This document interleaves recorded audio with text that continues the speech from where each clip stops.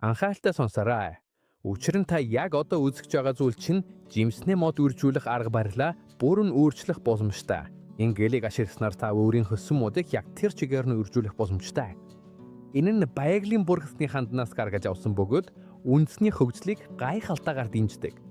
Энэ бол аз биш зөв хэрэгэлсэн биологи юм. Одоо би үүнийг хийхийг алхамаар хаалгачихна. За ингээд хамгийн түрүүнд бидэнд ямар материал хэрэгтэй гарцгаая.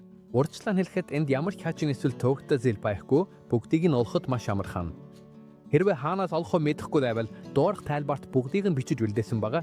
Ингэснээр гарын дур гэж болно. Бидэнд хуурай бургасны навц 200-оор 2 хоолны халбах хэрэгтэй. Бидэнд 1 литр ус бэлтгэх хэмжигт сав хэрэгтэй. Энэ нь өнөөдөр бидний ажиллах яг хэмжээ юм. Бид өнгөгүй нэмэлт бодосгүй энгийн агаар ашиглана. Үүнийг олоход маш амархан хямдхан бөгөөд цаашид олон удаа үржүүлэх хийхэд хэрэг болно. Мөн бидэнд ханданыг бүрэн зэвэр болгохын тулд нарийн шүүлтүр хэрэгтэй. Бид жижиг, бат бөх, гялгаруудтай ажиллах болно. Эдгээрийг бид розмарины аргаар ашиглах бохмаа. Мөн бидэнд арай том хэмжээтэй өөр үтнүүд хэрэгтэй. Эдгээрийг дараа нь авокадо болон нимбэгний модтой хамт ашиглана. Уудыг тогтоохын тулд уяа эсвэл бэхэлгээ гарын дор байгаа зүйлээ ашиглана. Би уудыг цэвэрхэн сайн байдалтай байхыг зөвлөж байна. Ингэснээр ямар нэг бохирдлоос сэргийлнэ. Мэдээж хэлэг сайн ястай ариун хасангуудка хэрэгтэй. Энэ бол маш чухал зүйл. Бид шахтаа ажиллаж байгаа учраас ариун цаврыг огтхон ч орхитуулж болохгүй. Мөн мундагласан шанцаа хэрэгтэй. Үүнийг бид шууд зүсэлт дээр түрхэх бөгөөд цаашид тайлбарлах үрдижлэн сэргийлэх арга хэмжээнд ч ашиглана. Манай шуршиг хийхтэй. Эцэст нь урамлын материал, гурван ширхэг розмарины таридас, 1 авокадоны суулгац, 1 нимбэгний мод хэрэгтэй. Эгээр бүх зүйлсийг бэлтгэхийн дараа одоо бид суурийг болон энэ бүх системийн жинхэнэ нууцыг бэлдэх гэж байна. Одоо 1 литр ус галдиатан. Ус буцаж эхлэх шийдэн 2 хоолны халбага хатаасан бургасны навч нэмээд сайдар хөдгөнө. Дараа нь галыг унтрааж зөв сайн хандлагыг нь хүлээнэ. Одоо бүх зүйлийг шүүж цэвэрхэн хандыг авна. Бид ямар ч органик үлдэгдэл, навчны хэсэг, жижиг ширхэг зэргийг бүрэн альгахаа хүсэж байна. Мөн нэг чухал зүйлийг санах хэрэгтэй. Усыг буцалгаснаар ус болон бургасны навжинд байж болох аливаа халбуурт нянгийн хөгжлийг бүрэн устгасан. Хандыг бүрэн цэвэр болгосныхоо дараа дахин гал дээр тавина. Одоо шууд агаар нэмнэ. 2 жижиг цайны халбаа. Илүүч биш, дутууч биш. Агаар-агаарыг доорх тайлбараас олж авах боломжтой гэдгийг санаарай. Энэ бол хандыг тарцааж, биежүүлж, тогтовтой орчин болгоход яг тохирох хэмжээ юм. Сайн худгаж, буцалж эхлээд нь яг 2 минут тасралтгүй худгана. Тэр 2 минут өнгөрсний дараа гал дээрээс авч баг зэрэг хөргөнө. Үүнийг шинхэн буцалсан чигээр нь хэрэглэхгүй. Гэхдээ бүрэн хатуу ултасан ч бас хүлээхгүй. Учир нь хөрөхөөрөө бүрэн царцдаг. Гэхдээ хэрвээ агаар хөрөөд эсвэл царцаад байвал огт санаа зовох хэрэггүй. Дахиад халаагус эргээд шингэн уулна. Тиймээс хамгийн тохиромжтой нь бага зэрэг бүлээн шингэн байхад нь хэрэг юм. Тэр төгс зэгтээ хүрээхийг хүлээж авах хооронд эхний аргыг эхлэе. Бид розмариноос эхэлнэ. Энэ аргын хувьд гөрвөн жижиг бат бүх хүү хэрэгтэй. Бид 4-6 инч орчим урттай 3 эрүүз розмарин мөчөж сонгоно. Эхлээд доод хэсгийг нь цэвэрлэж, үүдэн дорох хэсгийн навчсыг амна. Энд л үндэс сурахыг бид хүсэж байна. Одоо сүүрэн дээр нь сайн ариутгсан пайралтын хайцаар цэвэрхэн зүсэлтийн. Зүссэн хэсгийн илг харсан эдэд нундагласан шанцай дүүхэн.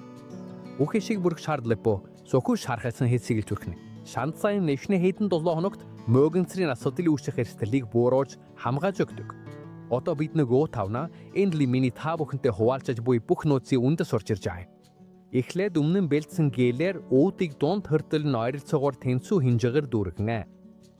Гэлийг уутанд хийсний дараа бид үрслэгийн доод хэсгийг хийж зүссэн хэсэг бүхэлдээ сайн бүрхэгдсэн эсхийг шалгана. Ингэснээр гээл нь эдийг пүрөн урааж эхнээсээ тогтвортой чигшлэг хангадаг. Одоо уутыг сайтар бууж хаалттай болж өгнө. Үлдсэн 2 үслэдээр яг энэ үйл явцыг давтаж хийн. Дараа нь 3 уудыг саванд хийж гээл сүрэндээ тогтвортой байхаар дээшээ эсвэл хагас босоо баярлалд баярлуулна. Одоо бид том гялгарууд хайж жижиг хүлэмжний эффект үүсгэнэ. Доторм хийхээс өмнө гурван өрслөгийг баг зэрэг шанцайгаар хийсэн байгалийн мууганцрын эсрэг бодисоор шүүшин. Үүнийг хэрхэн хийхийг би видеоны төгсгөлд заах босно. Хөнгөн шүршилт хангалттай. Бүх багцыг том утанд хийж уутыг хаана. Ингээд дуслаа. Гэл хатуурн тогтож эхэлнэ. Харин үрслэг нь хэрэгтэй зүйлээ олно. Байгалийн авгсын болон зүсэлтийн суранд тогтвортой чигшил. Эндээс цааш арчилгаа маш энгийн. 3 эсвэл 4 хоног тутамд уутыг онгойлгож бүх зүйл зүгээр эсхийг шалгаад байгалийн өөрчлөлт сэргийлэх бодисоор хөнгөн шүршээд дахин уутыг хаана. Системийг салхихтэй биш, шууд бус гэрэлдээ үргэлж сүүдэрлэг катер байрлуулах нь маш чухал. Ойролцоогоор 10 хоногийн дараа бид анхны үр дүнгуудыг харж эхэлнэ. Эд өрслөгүүд бүрэн үндэслэсэн, цагаан идэвхтэй үндэсэн тэр гээлэн дотор ургаж байгааг ажиглаж эхэлнэ. Энэ гэл нь ямар ч асуудалгүйгээр хөгжихөд төгс бүтэцтэй.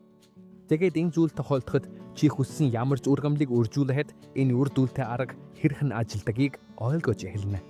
Үнэхээр гайхалтай биш гэдэг юу? Одоо бид эдгээр ургамлууд энэ гээлд маш амархан үрждгийг мэдсэн тул хоёр таргад шилжээ. Энэнд бүрд сонирхолтой. Энэ арга маш сонирхолтой бөгөөд ялангуяа авокадо зэрэг модонд маш сайн ажилдаг. Мөн цитрус, манго болон олон төрлийн модлог ургамалд хэрэглэж болно. Юуны түрүүнд бид авокадоны модноос эрүүл мөчөд сонгоно. Бид мөчрийг бүрэн тайхад. Хийх зүйл маань хэсэгчилсэн зүсэлт бөгөөд өөрөөр хэлбэл мөчрийг зузааны тал хуртал нээж ургамлыг хариу үрдэл үзүүлэх хүрэлцээгүй хэмжээнд зүснэ. Гэхдээ модноос нь бүрэн салгахгүй. Энэ зүсэлтийг сайн ариутгсан тайралтын хайчаар хийнэ. Мөчр модтойгоо холбогдсон хэвээр шүүсээ амч байна. Гэхдээ бид одоо стратегийн шарах үүсгэсэн тул энэ нь үндэс гаргахад хэрэгнэ. Зүсэлтийг хийсний дараа шархалсан хэсгийг нунтагласан шанцайгаар сайтар бүрнэ. Ил гарсан эдийг сайн бүрэх нь мууганцын асуудал үүсгэхээс сэргийлэхэд маш чухал. Одоо бид жижиг ут авна. Уутыг өмнө нь бэлдсэн бургасны гээлээр тал хөрцөн жаахан илүү дүүргэнэ. Тэр гээл нь үндэс хөгжих орчин юм. Анхааралтайгаар мөчрний зүсэлтийг баг зэрэг нээж тэр хэсгийг уутанд хийж шарах гээлттэй бүрэн хөрөлцөж байгааг шалгана. Уутыг байрлуулсны дараа мөчртэй чанга уяна. Уут сайн тогтоосон гойчихгүй хөдөлгөөнгүй байх ёстой. Бүрхэхээс өмнө тухайн хэсэгт би видеоны төгсгөлд хэрхэн хийхийг заах байгалийн мууганцрын эсрэг бодисоор бага зэрэг шүршинэ. Хөнгөн шүршилт хангалттай. Одоо бүх хэсгийг хар уутаар бүрнэ. Энэ нь чухал. Учир нь ингэснээр шууд гэрэл орохоос сэргийлж чийгийг илүү сайн хадгалж үндэс хөгжих тух туртаа орчин бүрдүүлдэг. Ингээд бүх зүйл бэлэн болсон. Одоо зөвхөн хүлээхлүүлчээ. Ойролцоогоор 8-7 хоногт заримдаа 9-17 хоногч буух боломжтой. Энэ нь ургамлын төрлөөс хамаарна бид үр дүнг нь харж хэрнэ. Авокадоны хувьд илүү их анхаарал шаарддаг тул арай илүү хугацаа шаардж магадгүй. Гэхдээ үүтийг онгойлгоход бид хөгжсөн, цагаан, идэвхтэй тэр орчноос гарахыг хүссэн үндэснүүдийг олж харна. Эдгээр нь альхетийн хурд шарпаж буй хүчтэй үндэснүүд. Энд нэг чухал зүйл бий. Энэ бол клон юм. Үндсэндээ энэ нь агарын давхарлах арга боловч энэ тохиолдолд илүү тогтвортой орчинтой бөгөөд уламжлалт хөрсөн суулгаснаас илүү өндөр амжилтын магталтай. Ялгааг нь анзаарч юм уу? Одоо 3 дахь харгийг үзье. Энэ удаа бид нимбэгний модон дээр үнамжлалт агарын давхарлах аргыг ашиглах бөгөөд үүнийг өөрсдийнхөө авгсны гэлээр сайжруулна. Бид хүчтэй эрүүл мөчөс сунгана. Эхлээд хийх зүйл маань мөчрний эргэн тойронд хоёул зүсэл хийх бөгөөд эдгээр нь ойролцоогоор 2 см зайтай байна. Эдгээр хоёр зүсэлтийн хооронд байгаа хулцыг бүрэн авч хаймаа. Одоо нэг чухал хэсэг хэлж байна.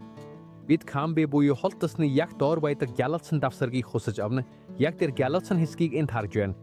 Энэ нь урам шархаа эдгэхгүй харин тэр чиг дээр үндэс аргахаас өөр аргагүй болохын тулд маш чухал юм. Тухайн хэсгийг бүрэн цэвэрлэсний дараа бид шархалсан хэсэг дээр нундагласан шанцай түрхнэ. Ил гарсан эдийг сайн бүрэх нь эхний хэдэн 7 хоногт хамгаалах чухал ач холбогдолтой. Одоо бид уутыг бэлтэнэ. Энэ тохиолдолд бид арай том ууд ашиглаж доод хэсгийг нь хайчилж авснаар ханцүү шиг хэлбэртэй болгоно. Яагаад ингэж вэ? Мөчрийг дээрээс нь хийж оруулахын тулд юм. Уудыг мөчр дагуу улсуулж яг шархалсан хэсэг дээр нь хүргэнэ. Уудыг зөв байрлуулсны дараа бид мөчрний доод хэсэгт яг шархны доор уяа хийж бэхэлнэ. Уяаг сайн цангаж битүмжиж өгмөнө. Одоо бид бүлээн бургасны гээлийг үүд рүү хийж шархны хэсгийг бүрэн бүрсэн хэсгийг шалгана. Шархыг гэлээр бүрэн бүрсэн гэдгийг хараад дээд хэсэгт 2 дахь уяаг хийж бэхэлнэ. Ингэснээр бид мөчрний давхарлаг бүрэн битүүмжилж юуна. Эцэст нь гадна талын бүх хэсэгт дахин урдчлан сэргийлэх шүүшигчийг нэмгэн цацаж өгнө. Одоо бүх багцыг харуу удаар бүрхнэ. Энэ нь гизлийг хааж, чигийг хавхиалж, илүү тогтвортой орчин бүрдүүлэхэд тусална. Уяануудыг сайн байрлуулж, бүх зүйлийг чангалж өгөөд одоо хүлээглүүлдлээ. Аралцаагаар 6-аас 8 тус хоногийн дараа бид гайхалтай зүйлийг харж эхэлнэ. Удахгүй бид байгалийн нивээр тормоныг агуулсан бурхасны сүртэй гэлэн дотор маш их хэмжээний үндэс үүсэж байгааг харж эхэлнэ. Энэ нь уламжлалт мөчрний давхарлалт шаардлагадаг арчилгааг биднээс хэмнэж цовоошин жимсний модтой болох боломжийг олгоно. Үндэс нь сайн ургасан үед дуу тэсгээр нь тайрж яваал болсоо. Ингээд бидний тарахад бэлэн мод маань бэлэн боллоо. Одоо бид хэрэглэж байсан байгалийн үржсэн сэргийлэх үүсмэлээ бэлтгэх гэж байна. Үсэг амсан. Эдэнд 1 литр уус хэрэгтэй. Дээр нь бага зэрэг нундагласан шанцыг нэмээд сайтер хутгаж дараа нь нэмгэн даавуу эсвэл копины шүүлтүүрээр шүүж цэвэрхэн болгон үүнийгээ шуршигч цаванд хийж бэлэн ботгоно. Ингээд бидний байгалийн гарагтай мөөгөнцийн эсрэг будад тагилхэд бүрэн бэлэн болсон. Хэрвээ та энэ хүртэл үзсэн бол энэ видеонд лайк дарааг, бидэн шиг ургамалт дүртэй, жимсний модны талаар сурах дүртэй хүмүүстэйгээ хуваалцаарай гэж хүсэж байна. Ханы дэмжлэг бидэнд иймэрхүү зөвлөгөө, нууцуудыг цаашид хуваалцах боломжийг олгодог. Мөн сануулж хэлэхэд хэрвээ та одоо болтолд бүртгүүлээгүй бол доорх товч дээр дарж бүртгүүлээд хонхыг идэвхжүүлээрэй. Учир нь маш олон сонирхолтой видео удахгүй орох болно. Ингээд дараагийн удаа уулзцаая.